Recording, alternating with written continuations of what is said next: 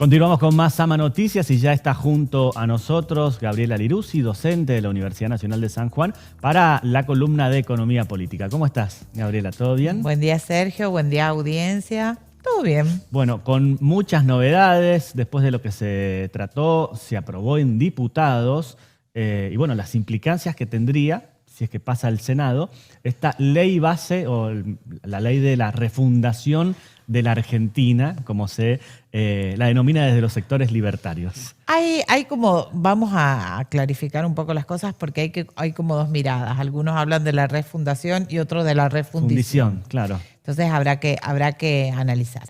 En realidad, hasta ahora sigue siendo un proyecto de ley con media sanción. ¿Por qué hacemos esta aclaración? Porque en realidad cuando uno escucha a los senadores hay como varias versiones. Ahora tiene que pasar a senadores y senadores tienen que aprobarla sin ninguna modificación. ¿Sí? Bien. Porque en caso de que haya una modificación mínima, aunque sea una coma, aunque sea un punto, vuelve otra vez a diputados.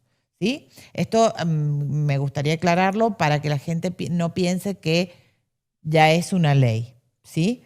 Y hasta que ya todavía no está en vigencia tampoco, ¿no? Falta demasiado camino como para que de todas maneras, suceda. Cuando uno escucha los senadores hoy día, por un lado el ministro del Interior estaba calculando que ya tenían los números en el poroteo fino.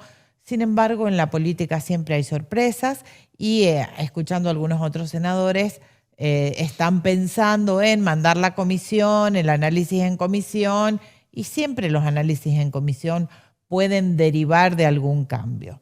El proyecto tiene algunas aristas un poco escabrosas, es decir, la delegación de facultades no extraordinarias. Se enuncia como una emergencia administrativa en el ámbito de la administración financiera, económica y energética. Que son cuatro elementos, digamos, que lo que le permitirían al Poder Ejecutivo es ejercer facultades legislativas con una mayor celeridad. Entonces, lo que se está autorizando es el acortamiento de los pasos tanto para los procesos de privatización como los procesos de concesión de áreas energéticas, por eso es el sector energético. O sea, tendría una posibilidad el presidente de la Nación sin la necesidad de un Congreso que, si bien le aprobó las leyes, su espacio es minoría, de poder avanzar como él quiera, amparado en esta declaración de emergencia que él puede realizar cuando quiera también. Sí, en realidad es así.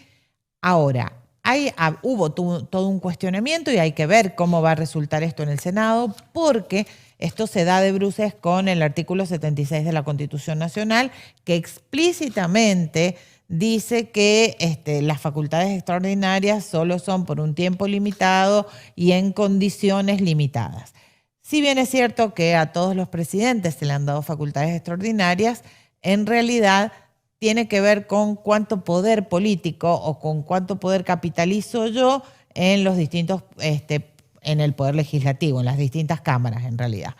Esto es el primer gran puntapié o la primera puerta de entrada que tiene este proyecto de ley bases.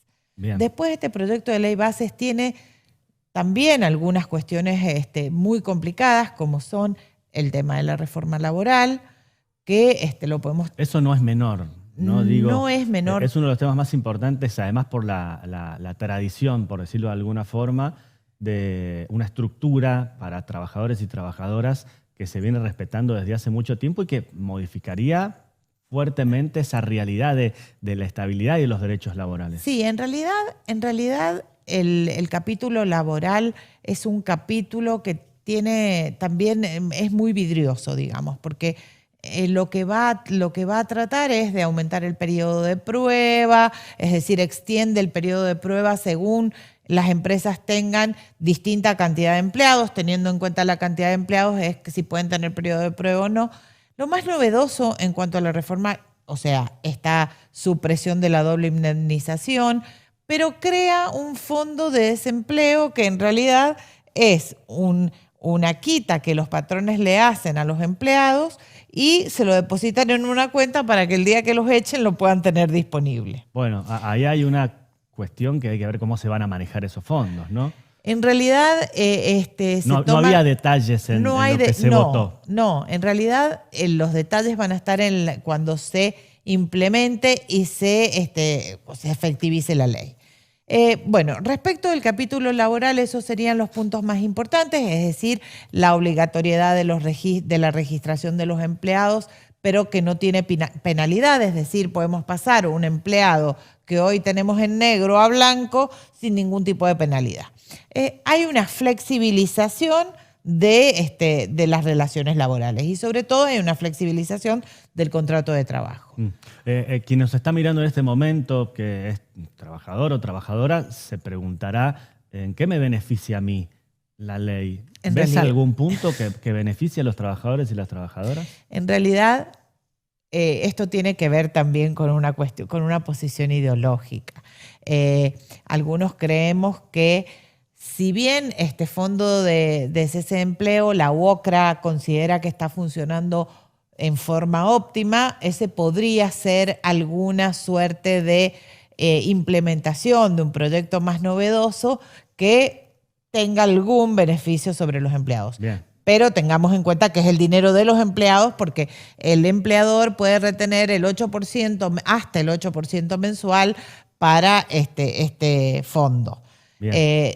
La UOCRA, que además es el espacio sindical que más ha denunciado que, el cese de los espacios laborales en este último tiempo. Sí, tengamos en cuenta que es un espacio sindical y se comporta como tal.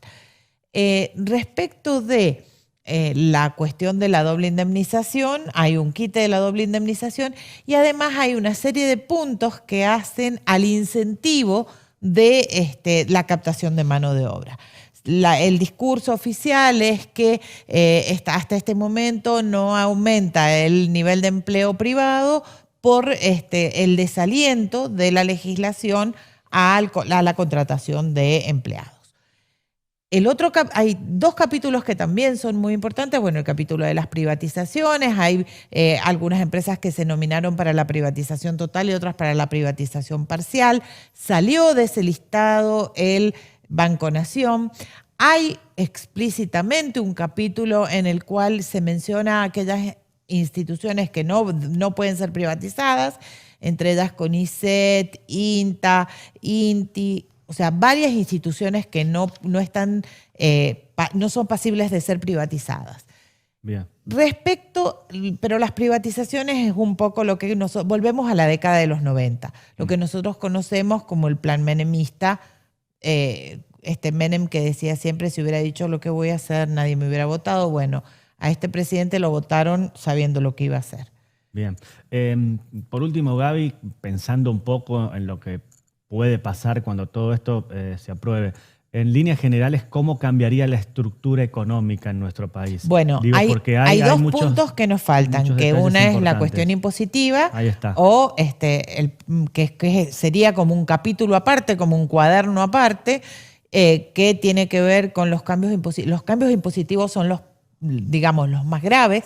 Primero porque vuelve a imputarse ganancias a la cuarta categoría y lo que sí aumenta la imposición de bienes personales. Es decir, hay como una contradicción porque si bien le imputamos ganancia a aquellos trabajadores que sobre su salario, le sacamos la presión impositiva a las personas que tenían que pagar impuestos a los bienes personales por tener una casa y un auto.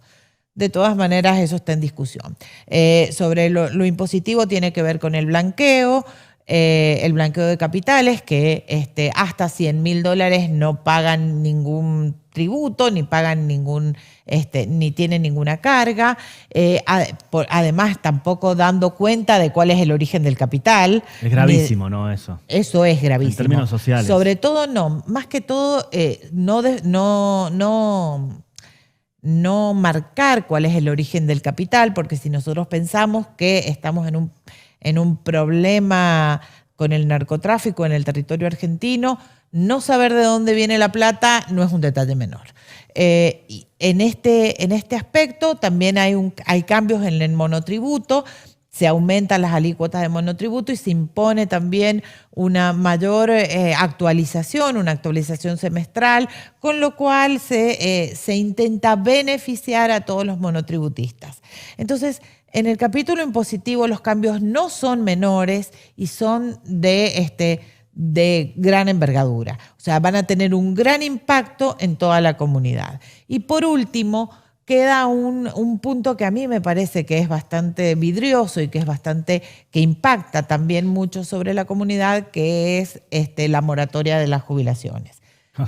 ¿Por qué hablamos de la moratoria? Porque hasta ahora las mujeres se podían jubilar a los 60 años, aún no teniendo 30 años, pero sí haciendo un prorrateo de la deuda que les quedaba.